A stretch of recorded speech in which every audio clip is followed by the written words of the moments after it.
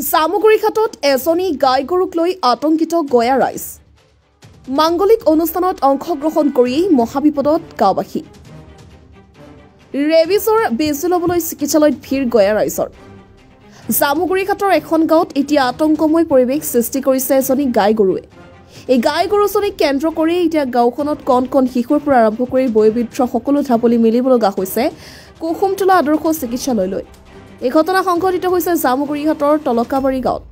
জামুগুৰিঘাটৰ তলকাবাৰী গাঁৱৰ এটি পৰিয়ালৰ এজনী গাই গৰুৱে অস্বাভাৱিক আচৰণ কৰাত আৰু পৰৱৰ্তী সময়ত চিকিৎসকে গৰুজনীৰ ৰেবিছ ৰোগত আক্ৰান্ত বুলি নিশ্চিত কৰাত হাহাকাৰ সৃষ্টি হয় গাঁওবাসীৰ মাজত। দিন পূৰ্বে গৰুজনীৰ গৃহস্থৰ ঘৰত আয়োজিত এক মাংগলিক অনুষ্ঠানত গাঁৱৰ একাংশ লোকক নিমন্ত্ৰণ কৰি গৰুজনীৰ গাখীৰেৰে ক্ষীৰ তৈয়াৰ কৰি আপ্যায়ন কৰিছিল। কিন্তু আজি গৰুজনীয়ে অদ্ভুত আচৰণ তথা ৰেবিজত আক্ৰান্ত হোৱা বুলি নিশ্চিত হোৱাত গাঁওবাসীৰ মাজত হাহাকাৰ পৰিৱেশ সৃষ্টি হোৱাই নহয়, কণ কণ শিশুৰ পৰা আৰম্ভ কৰি বয়োবৃদ্ধ সকলোৱে এতিয়া ৰেবিজৰ বেজী ল'বলৈ চিকিৎসালয়ত ভিৰ কৰা পৰিলক্ষিত হৈছে।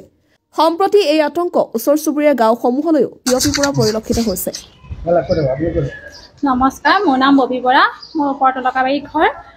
আজি মানে 4 দিনমান হৈছে, আমি ইমান দিনে গম পোৱা নাছিলোঁ। এজনী ওচৰৰে গাই কুকুৰে কামুৰিছিলে, গম পোৱা নাই। 4 দিনমানত যেতিয়া লক্ষণসমূহ দেখা দিছে তেতিয়া ডক্টৰ মাতোতে তেতিয়া ক'লে যে গৰুজনী কুকুৰে কামুৰিছে। তেতিয়া আমাৰ ওচৰৰ ল'ৰা ছোৱালী আমি সকলোৱে ওচৰ চুবুৰীয়া যেতিয়া চাহ খাওঁ, গাখীৰ নিয়ে আৰু ল'ৰা ছোৱালীখিনিক মাজতে পায়সখিনি খুৱাইছে।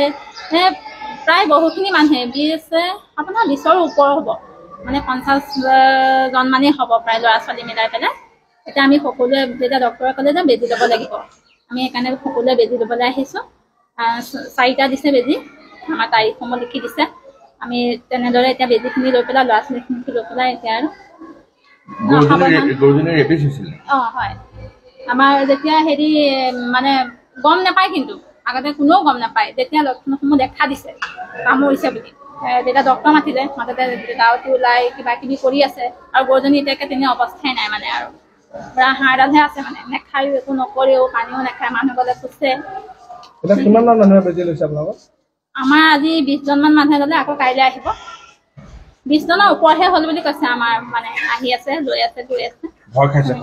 সকলোৱে ভয় খাইছে, যিহেতু আকৌ তেনেকুৱা হৈয়ে থাকে। যেনে লৈ লোৱাটো ভাল আৰু যি নহওক।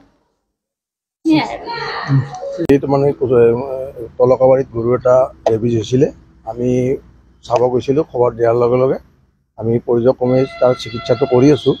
আৰু এতিয়া ৰেবিজ হোৱাটো প্ৰায় 100% হয় আমাৰ ফালৰ পৰা। এতিয়া পৰ্য্যায়ক্ৰমে ভেকচিন দিয়াৰ ব্যৱস্থা কৰি আছোঁ। কোন গাঁৱত? এই তলকাবাৰী ওপৰ তাত বহুতো লোকে এতিয়া বেজী ভেকচিন লৈছে, চৰকাৰী ভেকচিন মানে মানুহৰ লৈছে। এতিয়া গৰুৰো আমি দিয়াৰ কাৰণে গাঁওখনত আমি ওপৰত জনাইছোঁ। আৰু কালি যদি ভেকচিন দিয়ে, কালিৰ পৰা আমি মাৰা আৰম্ভ কৰি দিম।